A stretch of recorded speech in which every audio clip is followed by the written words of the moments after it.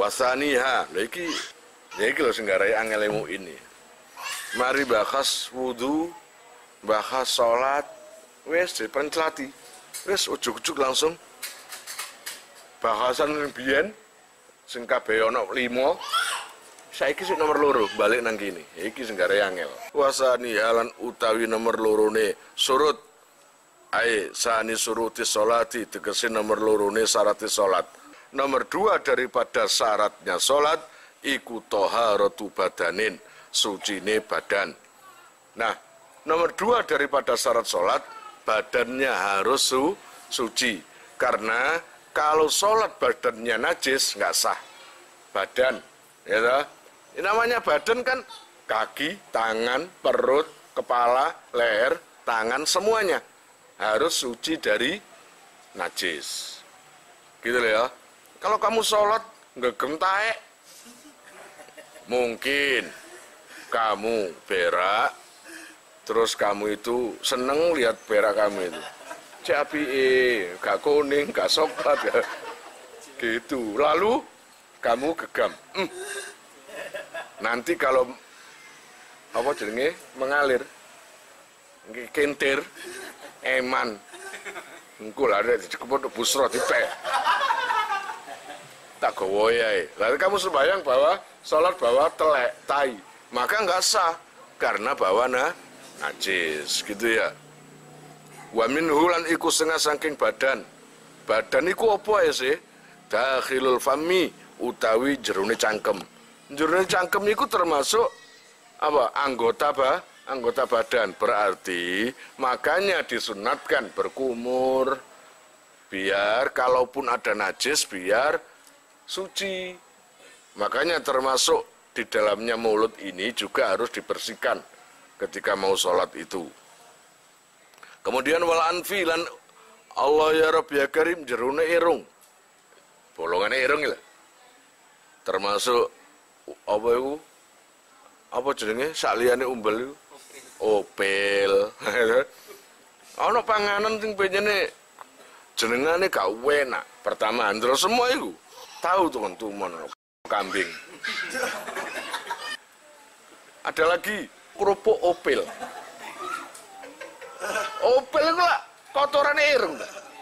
Wow, nek mangan kerupuk opel ambek ngedep sambel, wis lali waktu pokoknya. Ambek terus umbel metu kepedesan. Oh, enak nikmati masyaallah. Mari ngono pelajaran matematika wis mulai. Mulai, pedes-pedes saya pelajaran ngono. Wal aina ini lan mata loro termasuk itu badan harus suci, gitu ya, harus suci.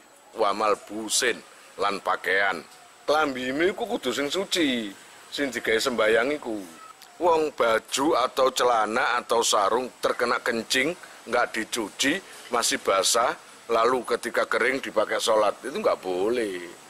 Dan itu nggak ada ma'fu. Ngerti ma'fu? Oh ini najis yang diampuni. Maklum, seperti apa? Kena darah sedikit. Cuma sedikit gitu aja. Itu ma'fu. Lawang, oh yo teles kabeh ma'fu. Saya teringat hadis, salah satu hadis. Ketika itu Rasulullah berjalan-jalan di salah satu makam, makbaro. Lalu Rasulullah berhenti. Semua sahabat ada apa? Ternyata Rasulullah diberi mendengar mayit yang ada di kubur itu. Dan itu teriak-teriak nangis, disiksa. Lalu Rasulullah tanya, ya fulan, kamu disiksa karena apa? Karena dosa. Dosamu kenapa? Enggak sholat? Saya sholat aktif. Berani sama orang tua? Enggak. Enggak zakat? Zakat. Lah terus apa yang menyebabkan kamu disiksa? Karena saya enggak memperhatikan najis. Saya sholat dengan pakaian dan tubuh yang najis, tapi saya pakai sholat terus. Lah itu lho bahaya. Wa ghairihi lan liyane malbus. Mingkul mahmulin saking saben-saben perkara sing digawa lahu maring man. Illam yataharrak lan senajan to ora obah-obah apa sing mahmul bi harakatihi kelawan obah-obahe man. di samping pakaian itu suci, yang kalian bawa itu harus suci. Kayak kamu di kantong baju pakai pulpen, tapi pulpennya najis, tetap di baju. Pakai sholat, nggak bisa itu. Ikut najis, karena mahmul, karena itu terbawa. Walaupun perkara yang kamu bawa tadi, nggak ikut bergerak dengan semua gerakan kamu. Walaupun kamu bergerak, tapi barang itu anteng. Tetap kalau barang itu najis, maka sholatnya nggak bisa. Karena mahmul. Wa makanin lan panggonan. Yusolli kang sholat sapa seman fihi ing dalem makan an najasin saking najis. Ghairi makfuin kang ora den makfu opo anhu saking najis. Termasuk yang suci lagi syaratnya sholat.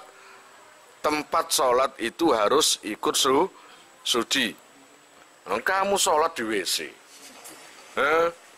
Adik sujud pas nang telek. Kaya opo jajal? Enggak boleh. Tempatnya harus suci, gitu loh ya. Apalagi kalau di situ ada najis, najisnya itu yang nggak bisa diampuni, seperti kencing, telek, atau itu nggak bisa diampuni. Fala tasihhu mongko ora sah. Apa sholatu sholat ma'hu sartane najis. Walau nasian lan senajan anane wong iku wong sing lali, au jahilan utawa wong sing gak ngerti biwujudihi kelawan wujude najis, au bikaunihi utawa kelawan anane najis iku mubtilan batalake liqaulihi krana dawuhne Allah taala wa thiyabaka fatahhir. Wa thiyabaka lan ing dodot sira utawa ing klambi sira fatahhir mongko nyucenono sira. Jadi tidak sah sholatnya orang yang membawa najis, baik dia itu lupa atau tidak tahu.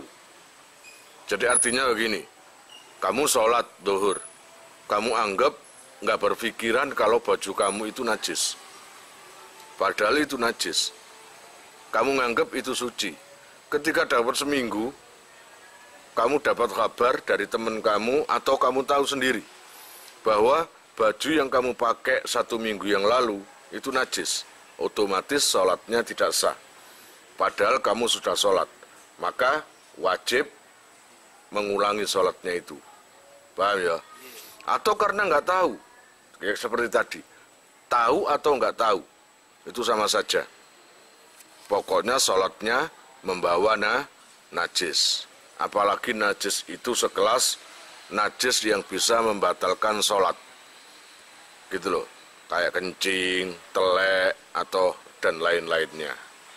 Kalau semuanya najis itu yang sifatnya nggak membatalkan sholat, maka nggak apa-apa, seperti katakanlah sarung kena sedikit darah nyamuk, atau apalah gitu ya, itu nggak membatalkan, paham?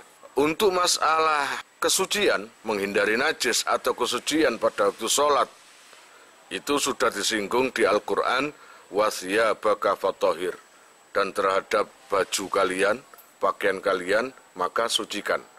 Harus suci, gitu ya. Dan disinggung juga di dalam hadis, wali khobari syekhoni, lan maring hadise syekh loro, yaitu Bukhari Muslim. Di dalam kitab Bukhari juga ada masalah pentingnya menghindari najis. Wala yadurru lan ora bahaya apa muhadzatu najisin manceri najis libadanihi maring awake man. Kalau seumpamanya sholat manceri najis itu enggak apa-apa. Manceri itu pas kamu menghadap ke barang yang najis, itu enggak apa-apa. Katakanlah kamu sholat begini, pas di depan kamu itu ada perkara najis. Oh, namanya aja manceri loh, nggak megang dan nggak membawa, nggak masalah. Allah ya Rabbi ya Karim, lakin tukrohu, tetapi ini den makruhake. Apa si muhadzah ma'a muhadzatihi sartane manceri najis kastikbali najisin kaidene madhep najis. Walaupun sah, tapi hukumnya makruh. Kenapa kamu sholat kok menghadap perkara najis? Katakanlah di depan kamu itu ada WC. WC tempat berak terbuka. Kamu sholat ngadep situ, itu makruh. Masih sah tetap makruh gitu loh. Au mutanajisin utawa perkara sing terkena najis. Najis sampai mutanajis itu beda. Kalau najis memang zatnya najis seperti apa itu telek. Ana umbah-umbah apa? Umbah tahe. Gak iso.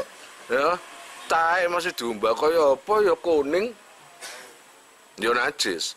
Lah, kalau mutanajis adalah barang suci yang terkena najis dan kalau disiram hilang najisnya. Kayak kopiah kamu atau baju kamu terkena najis, terkena kencing. Setelah dicuci, hilang najisnya, jadi suci. Kemudian wasakofu lan payon.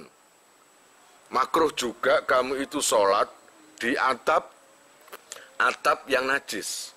Tapi kalau nggak hujan, nggak ada apa-apa, lalu sholat di bawah atap yang kayunya itu najis atau ada najisnya, itu nggak apa-apa, tapi makruh. Wasakfu lan atap kadzalika kelawan koyok mungkon-mungkono istiqbalu najas.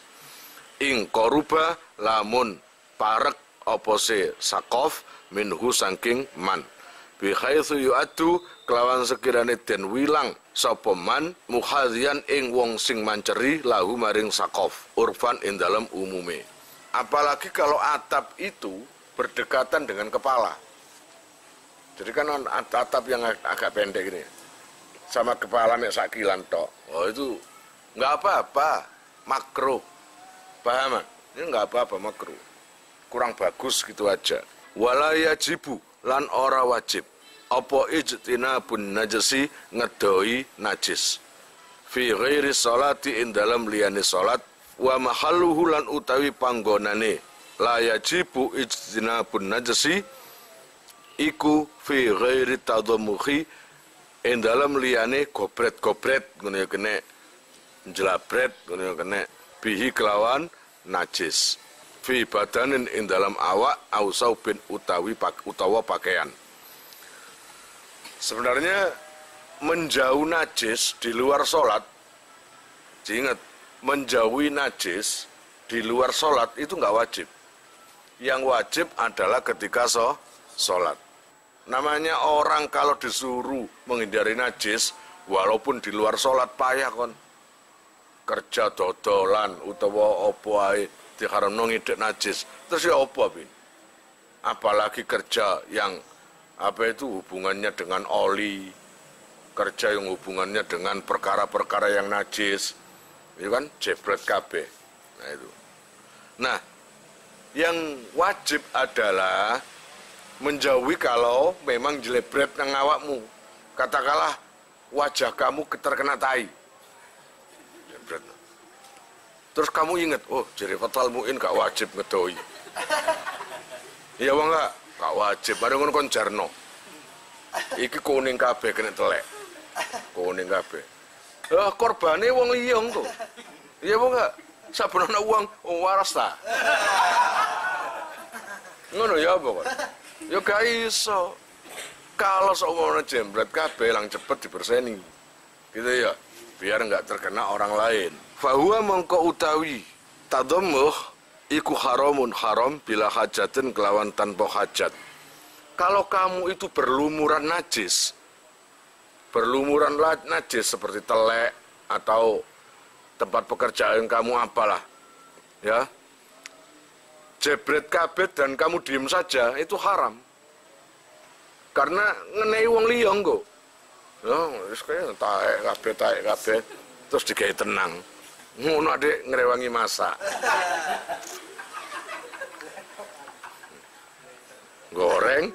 Goreng iki netes. Tae tes. Ya nggak bisa gitu. Nah, jelembret ngono lan cepet disuceni atau dibersihkan gitu loh. Kecuali kalau ada hajat, nah itu nggak masalah. Contoh, kamu kerja sebagai apa? Penyedot tinja. Itu kan ada hajat. Jebrot kabeh nang awakmu. Lalu kamu nggak cepet-cepet bersihkan, nggak apa-apa itu. Paham ya? Enggak apa-apa. Tapi aja loman-loman. Ngono tinjau aja, waras ta rek. Kuwabe dikeki taek kabeh. Yo kelomanen iku jenenge. Wa huwa utai najis. Apa sih najis iku? Syar'an ing dalam cara syariate iku mustakdzirun, ngono ya kene perkara kang rusuh utawa kotor. Yamna'u kang nyegah apa se najis sihata sholati ing sae salat. Haitsu la murakhisa. Ing dalam sekirane ora ana kang murahake apa sih najis pun. Apa sih najis itu? Najis adalah, walaupun gak pasti, najis adalah sesuatu yang dianggap kotor. Tapi terkadang ada yang bersih tapi najis kan, gitu loh. Keramik diuyui, kemudian kencingnya itu kering, itu kan bersih tapi najis. Tapi kalau ini arak, najis adalah sesuatu yang dianggap kotor yang bisa mencegah sahnya sholat. Jadi kalau barang itu kamu bawa, maka sholatnya nggak sah. Apalagi kalau tidak ada sesuatu yang memurahkan atau mengampuni atau meringankan. Tidak ada sesuatu yang meringankan. Salah satunya adalah bila baju terkena darah sedikit dari nyamuk, itu ada murokhisnya, berarti dimakfu, diampuni karena cuma sedikit, gitu loh ya. Tapi nek saumpamane telek satimbo, terus digoyangno nang raimu, apa iku? Oh, dimakfu.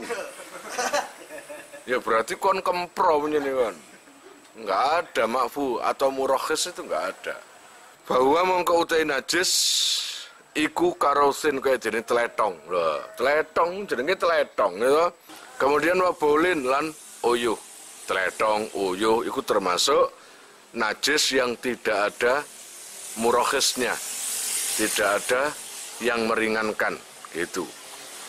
Walau kana senajan to ono apa sih raus lan baul iku minto irin saking manuk, wasamakin lan iwak, wajarodin lan lawang. Yai walang. Iya, walange mencrok nang lawang, repot. Wajarodin lan walang. Wama lan hewan lan nafsa kang ora ana getene iku maujud lahu maring ma sailatun kang mili. Jadi oleh wama la nafsa lahu sailatin, ngono ya oleh. Seperti teletong atau kencing, walaupun yang keluar dari burung atau ikan, jadi ini ikan suci, tapi no telek, itu, maka tetap najis. Kemudian perkara yang suci lagi, seperti walang. Walang itu bahasa Indonesia apa? Belalang. Walaupun suci bisa dimakan, tapi kalau teletongnya atau kencingnya, maka jadi najis. Atau hewan yang nggak punya darah sekalipun, gitu, maka tetap najis kalau kotoran keluar dari hewan tersebut. Salah satu pendapat ulama, ada yang berat, apapun yang dibuat dari ikan, gitu, entah itu kerupuk, entah itu petis, entah itu apa biasanya sih kok iwak laut atau urang, petis, terasi. Kalau memang ikan itu tanpa dibeteti, langsung digiling ngono ae, langsung dadi terasi. Kalau menurut salah satu ulama itu najis. Kalau memang diyakini yang namanya ikan-ikan yang dijadikan itu lagi ngising jamaah. Pas tepak ngising antri nang WC ini. Iwak itu langsung diserok, digawe petis iku mang. Lah, tapi kata Imam Romli mengatakan enggak. Walaupun kotoran keluar dari ikan, baik itu ikan kecil atau ikan besar, tetap suci. Jadi kalau ada makanan atau bumbu yang terbuat dari hewan tadi, terbuat dari ikan, baik ikan kecil-kecil atau besar-besar yang tanpa dibeteti, maka tetap suci. Namanya aja dari ikan. Iya enggak? Tetap suci. Teko walang barang. Itu dari Imam Romli. Gitu. Ada ulama, saya lupa imam siapa itu agak berat itu. Imam yang berat itu tadi mengatakan, kalau ada ikan, yang mana ikan itu besar-besar, lalu tanpa dibeteti, kebetulan ikannya itu pas kencing atau pas nelek, maka makanannya itu ikut najis. Nah, pendapat pertama tadi. Pendapat kedua dari Imam Romli, enggak, tetap suci karena itu ikan adalah hewan yang makul, yang bisa dimakan dan suci. Kira-kira kamu milih pendapat satu atau berdua? Aumi makulin utawa saking hewan sing kena dipangan apa lahmuhu daginge makul.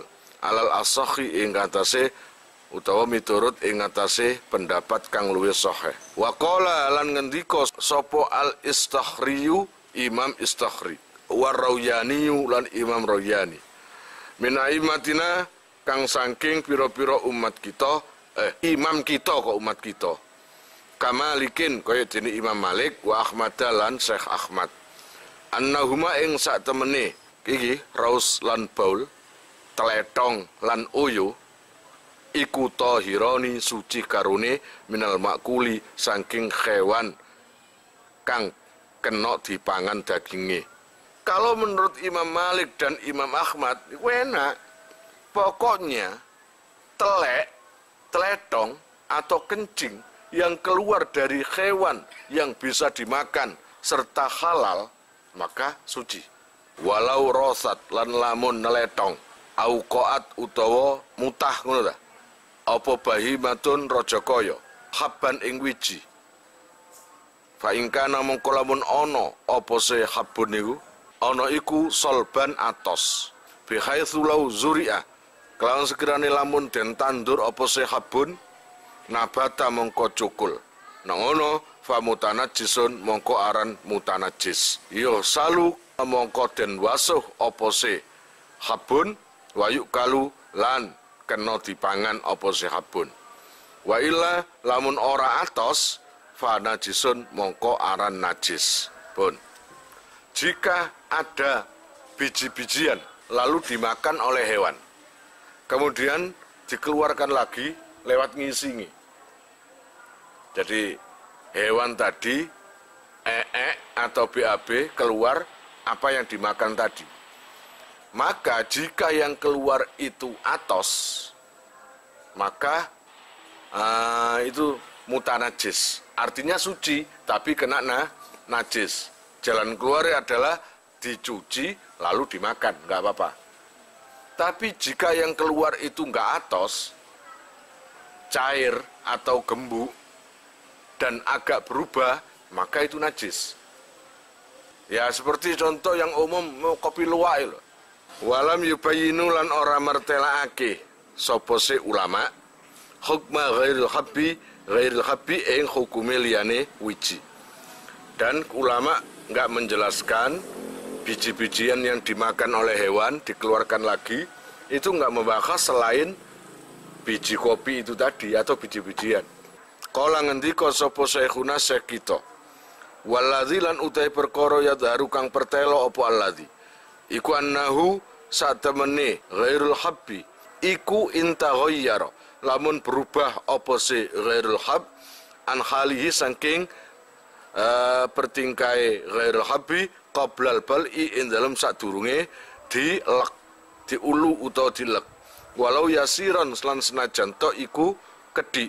Nah ngoten fanajisun mengko najis. Allah ya Rabb ya Karim, makanya kalau sebelum diuntal atau ditelan ya kopi berwarna hitam saumpamane, ketika ditelan kemudian ketika dikeluarkan di pantatnya kok tiba-tiba warnanya hitam agak keputih-putihan saumpamanya, itu kan berubah walaupun sedikit berubahnya, maka itu najis. Yang enggak najis tadi apa? Hitam dikeluarkan tetap hitam, walaupun awalnya kotor, tapi bisa disucikan, gitu loh. Wa illa lamun ora intaghayyara, kalau enggak berubah, fa mutanajisun mongko aran mutanajis, berarti bisa disucikan. Wa fil majmu'i lan iku ing dalam kitab Al Majmu' anis Syekh Nasrin saking Syekh Nasr al afwu utawi pangapura an bauli bakorin saking uyune sapi adiyasati kang ginawe giling al habbi ing atase wiji. Di kitab Majmu' dari Syekh Nasir malah perkara ini enak. Jika ada sapi itu yang biasa digunakan giling pari atau biji-bijian atau semacam gitulah. Lalu biji-bijiannya niku menjadi terpisah dari batangnya atau dari kulitnya. Ya. Lalu sapi itu kencing. Apakah kencingnya itu najis? Iya, najis. Tapi dimakfu. Ngerti dimakfu sih? Dikasih keringanan di sepuro. Ngono lho, iku pendapatnya Syekh Nasir nang kitab Al Majmu'. Wa anil Juwaini lan iku saking Imam Al Juwaini. Tasdidun nakiri utawi bangetake ingkar alal baksi ing atase bicara anhu saking al afu an bauli bakorin niku. Wa tadhirihi lan sucine hab. Ketika Imam siapa tadi Nasir mengatakan sapi yang dimakfu kencingnya itu sangat keberatan yang namanya Syekh Juwaini itu. Tapi Syekh Nasir mengatakan tetap dimakfu. Walaupun pendapat seperti itu gak ada tawuran biyen niku. Gak kaya Indonesia no kata Pak Didi tawuran misalnya. No ngene iki biasa. Ya, pendapat yang saling berseberangan tapi tetap disungkani, tetap berwibawa. Karu-karune podo ulama mumpunine. Pun wallahu alam bisawab. Kalian jika mau nomor HP kalian tak simpan di memori HP saya, SMS aja ke nomor saya dengan mengetik nama asal itu aja. Nanti saya save. Lalu nanti akan terhubung ke WA saya. Insyaallah akan ada pemberitahuan perkembangan tentang NR atau ada video baru atau apa. Biasanya saya umumkan di status WhatsApp ya. Buat para donatur, saya sangat terima kasih. Insya Allah barokahnya, manfaatnya akan sampai pada kalian dan menjadi jariah nanti. Dan akan lestari terus sampai kalian meninggal itu nanti. Jangan khawatir, nama kalian tidak akan saya lupakan.